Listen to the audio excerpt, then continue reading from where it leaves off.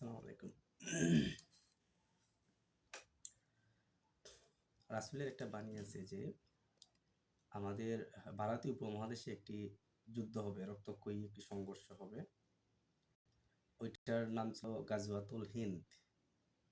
অর্থাৎ হিন্দুস্তানের সাথে, হিন্দুস্তান বলতে আহ, এখন যে ভারত যেটা আছে, ইন্ডিয়া যেটা আছে, আমরা যেটাকে ইন্ডিয়া বুঝি, ওইখানকার যে পৌত্তলিকরা যারা আছে, যারা মূর্তি পূজা করে, বিভিন্ন দেবদেবীর পূজা করে, তাদের সাথে মুসলিমদের একটা কনফ্লিক্ট হবে, একটা মানে যুদ্ধ হবে।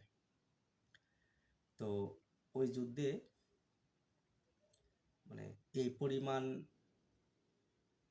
রক্ত নিঃসরণ হবে, যে এই পরিমাণ প্রাণ যাবে, যে মানে আমাদের যে হাঁটু পর্যন্ত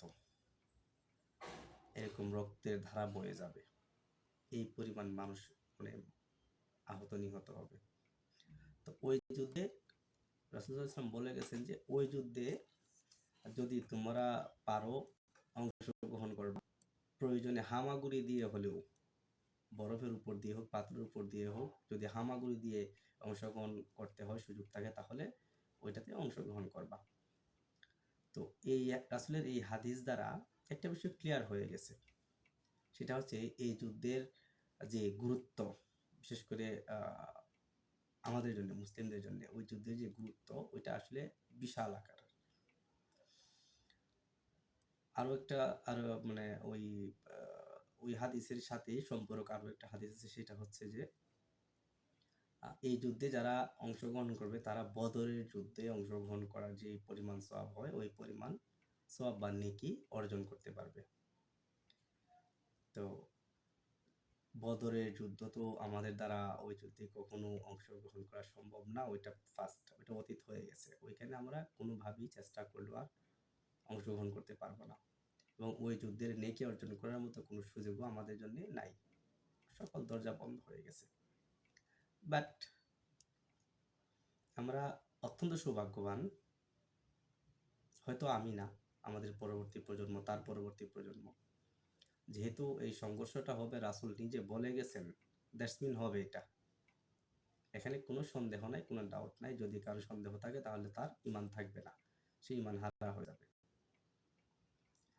তো আমি আমি আমার জায়গা থেকে আমি চেষ্টা করব আমার পরবর্তী প্রজন্ম যারা আসবে, তাদেরকে যদি আমি পাই, তাহলে তো শুকরিয়া আদায় করে শেষ করতে পারবো না। এনিহাউ যে কোনো মূল্যে, এই এখন পর্যন্ত ভেতরে এই স্পিড আছে যে যেই কোনো মূল্যেই হোক আমি গাজওয়াতুল হিন্দে অংশগ্রহণ করব। কিন্তু যদি আমি আমার জীবদ্দশায় গাজওয়াতুল হিন্দে অংশগ্রহণ করতে না পারি, তাহলে আমি আমার পরবর্তী প্রজন্মকে নসিহত করে যাব, উপদেশ দিয়ে যাব, বলে যাব যে তারা যেন যে কোনো মূল্যেই হোক, তারা যেন ওই যুদ্ধে অংশগ্রহণ করে। তার কারণ হচ্ছে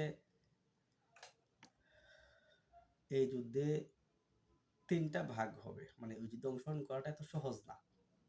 মুসলিমদের মধ্যে তিনটা ভাগ হবে, আর অমুসলিমরা সবাই একই পতাকার নিচে দাঁড়িয়ে যাবে মুসলিমদের বিরুদ্ধে যুদ্ধ করার জন্য।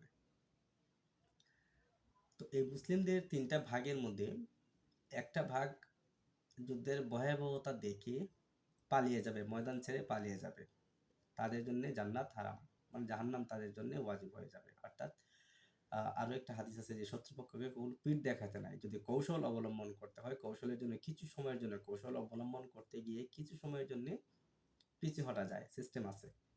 কিন্তু যদি স্থায়ীভাবে কেউ, মানে কোনো ইমানদার মুসলিম যদি স্থায়ীভাবে কেউ যুদ্ধের ময়দান থেকে পালিয়ে যায়, সরে যায়, তাহলে তার আর ইমান থাকবে না, মানে সে মুসলিমদের কাতারে আর গণ্য হবে না। ওইটা ছিল অন্য আরেকটি হাদিস। আর এই হাদিসের যেটা হচ্ছে যে গাজওয়াতুল হিন্দের যে গুরুত্বটা বুঝতে গিয়ে রাসূলুল্লাহ সাল্লাল্লাহু আলাইহি ওয়াসাল্লাম ওই যুদ্ধে একটা বিবরণ দিয়ে গেছেন, সেটা হচ্ছে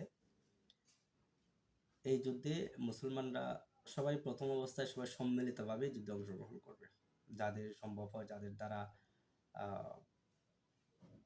মানে যাদের দ্বারা সম্ভব হবে যুদ্ধে অংশগ্রহণ করা, শক্ত সামর্থ্য পুরুষ যারা আছে, নারী পুরুষ সবাই, হ্যাঁ, এখানে বিভেদ করা হয়নি, নারী পুরুষ বিভেদ করা হয় নাই, সবাই, যাদের ইমান মজবুত থাকবে, যারা সামর্থ্যবান হবে, তারা হয়তো এই যুদ্ধে অংশগ্রহণ করবে, এবং এই যুদ্ধে অবশেষে মুসলিমদের জয় হবে। জয়টা এত সহজে আসবে না।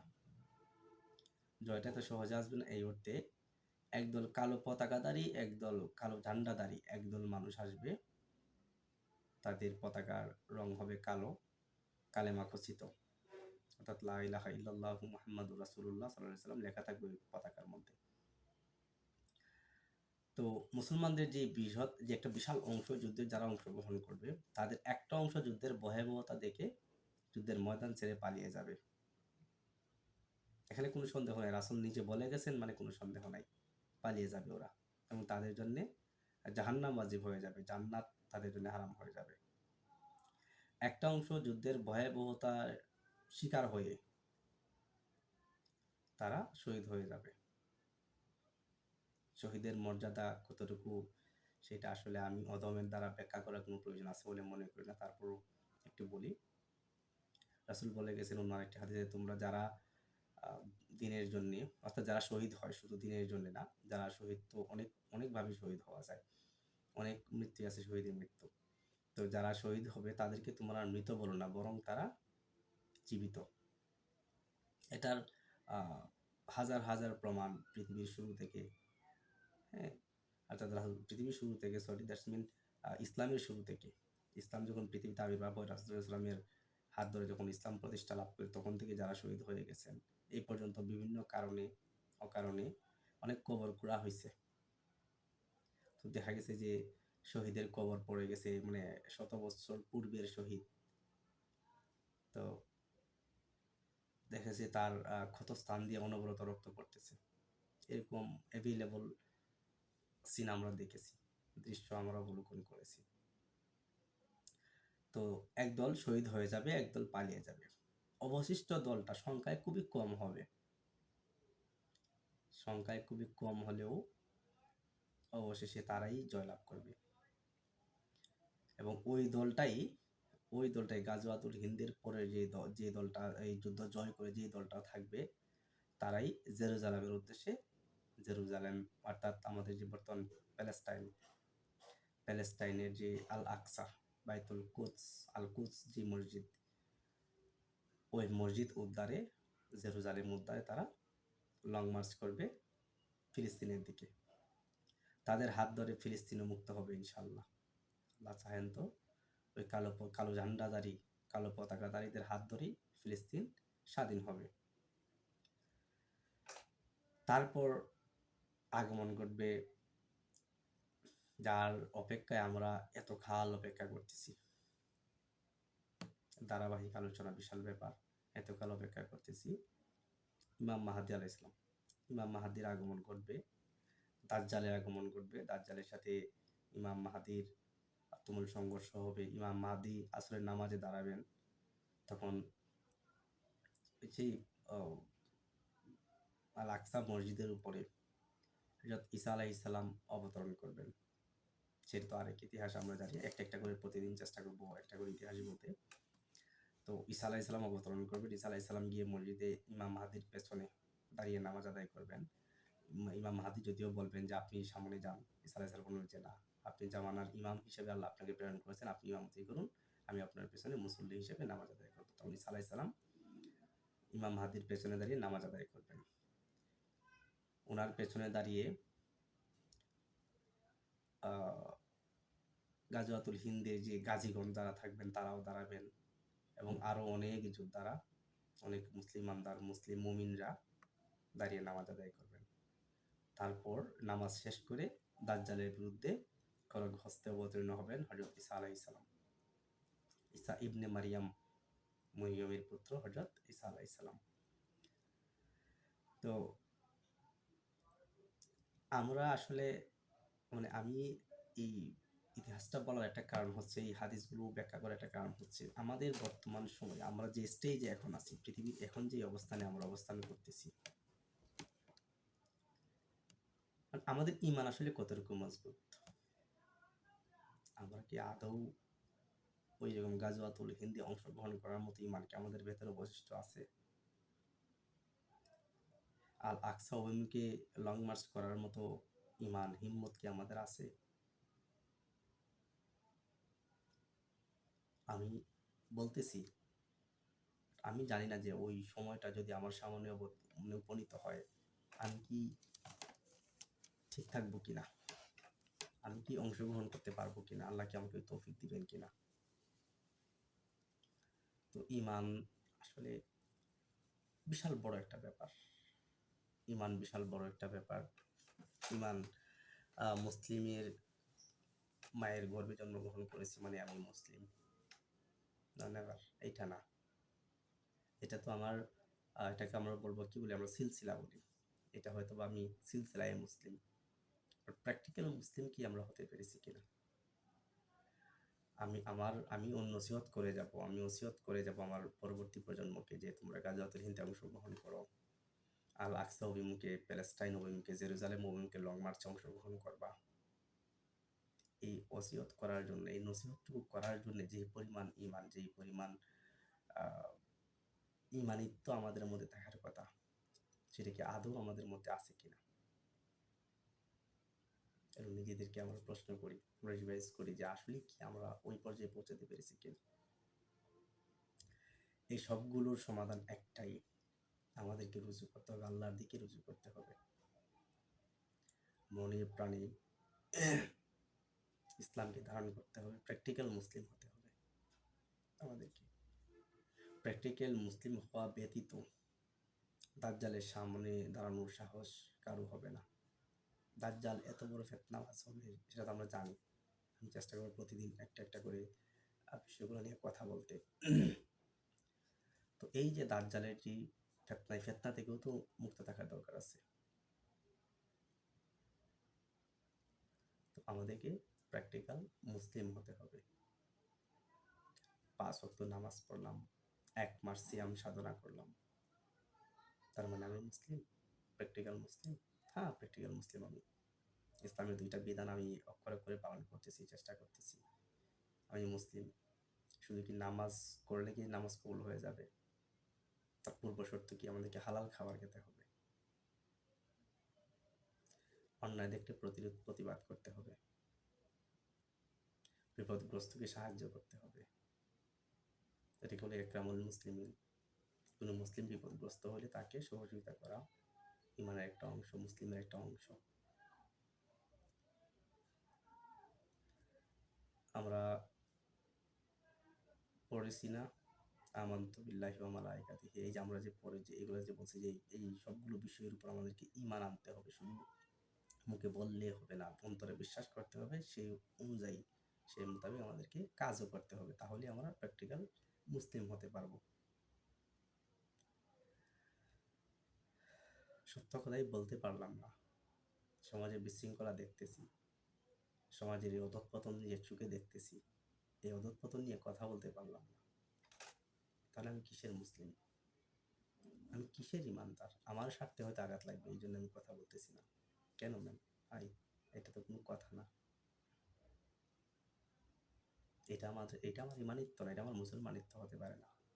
মুসলমানিত্ব ওইটাই যখন আমি সকল অন্যায়ের বিরুদ্ধে রুখে দাঁড়াতে পারবো, সকল মন্দ কাজে বাধা প্রদান করতে পারবো, ভালো কাজে আদেশ প্রদান করতে পারবো, ইভেন নিজে ওই অনুযায়ী কাজ করতে পারবো, আমল করতে পারবো, তখন আমি একজন প্র্যাকটিক্যাল মুসলিম হিসেবে নিজেকে দাবি করতে পারি। তারপর ইমানকে শক্ত করতে হবে। ইবাদত কবুল হওয়ার পূর্ব শর্তই হচ্ছে হালাল খাবার।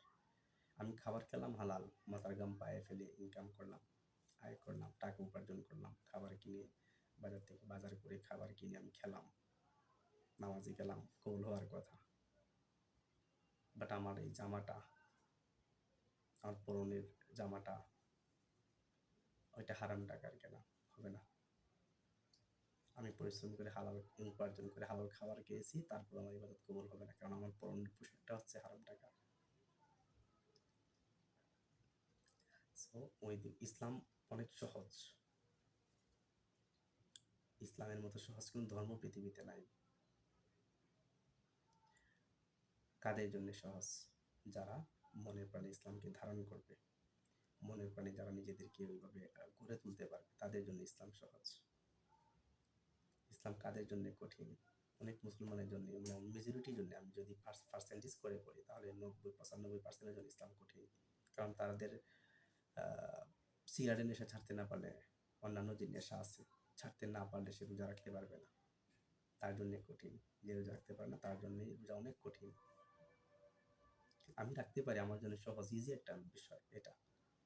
11 মাস ওয়েট করি যে কখন রমজান আসবে, আর তারা অপেক্ষা করে রমজান আসতেছে, কি বিপদটাই না সামনে, কোথায় খাবো, কিভাবে থাকবো, তারা ওই চিন্তায় বেহুশ হয়ে যায়। তারাও মুসলিম, আপনিও মুসলিম, তাদের আর আপনার চিন্তাধারার মধ্যে পার্থক্যটা কত? আমাদেরকে প্র্যাকটিক্যাল মুসলিম হতে হবে। গাজওয়াতুল হিন্দে অংশগ্রহণ করবো, জেরুজালেম অভিমুখে লং মার্চ করবো, এত সহজ না, এত সহজ বিষয় না এটা। তার জন্য মজবুত ইমান দরকার। আমরা এখন কিছুদিন পূর্বে আমাদের দেশে একটা রেভলিউশন ঘটে গেছে, ওইটাতেই অনেকে অংশগ্রহণ করে নাই। অনেকে অনলাইনে ভার্চুয়াল জগতে অনেকে লেখালেখি করছে, লেখাগুলো রিমুভ করে ফেলছে, ট্রাস্টে চালান করে দিছে, ট্রাস্ট বক্সে। ট্রাস্ট যে বক্স আছে এখন মেটা করছে, ওইটাতে অনেক চালান করেছে ভয়ে, ফেসিবাদের বিরুদ্ধে কথা বলে নাই। তো এই ইমান নিয়ে গাজওয়াতুল হিন্দে অংশগ্রহণ করা সম্ভব? আদৌ সম্ভব না, এটা চেষ্টা করলেও পারবো না। লং মার্চ করবো জেরুজালেমের অভিমুখে, সম্ভব নেই ইমান নিয়ে। যে ইমান আমার দেশে আমার একজন কি ফেসিবাদের বিরুদ্ধে কথা বলতে পারে না, মুখ বুঝে নিজের অত্যাচার সহ্য করতেছে, সেই ইমান আমাকে জেরুজালেম অভিমুখে লং মার্চ করতে সহায়তা করবে? কখনো হতে পারে না এটা। সবার আগে আমাদেরকে নিজেদেরকে আত্মশুদ্ধি করতে হবে। এই যে রমজান মাস চলছে, আত্মশুদ্ধির মাস, সংযমের মাস। হালাল সবকিছুই রমজান মাসে দিনের বেলা ডাউন টু ডাস্ক, সন্ধ্যা থেকে ভোর থেকে সন্ধ্যা পর্যন্ত হারাম হয়ে যায়, রাতের বেলা হালাল। তো এই হালালটা, হালাল খাবারটা যদি আমরা বর্জন করতে পারি দিনের বেলা, তাহলে সারা বছর কেন পারবো না? সবগুলোই আমাদের জন্য আল্লাহ হালাল যতগুলো আছে সবগুলো আমাদের জন্য অনুমতি দিয়ে রাখছেন। তোমরা খাও, পান করো। 11 মাস তো আমাদের জন্য শুধু আল্লাহ দিয়েই রাখছে। একটা মাস সংযম করবো, তো ওই সংযমটা শুধু কিসের সংযম? অন্যায় অবিচার দেখে মুখ বুঝে সহ্য করার নাম সংযম হতে পারে না। তো যাই হোক, আল্লাহ আমাদের সবাইকে এই সবগুলো বিষয় বুঝার, মেনে পালন করার তৌফিক দান করুন। আমিন। সবাইকে ধন্যবাদ। ইনশাল্লাহ আবারও কথা হবে, ইনশাল্লাহ যতদিন বেঁচে থাকবো বিভিন্ন হাদিস নিয়ে কথা বলবো ইনশাল্লাহ। ধন্যবাদ সবাইকে।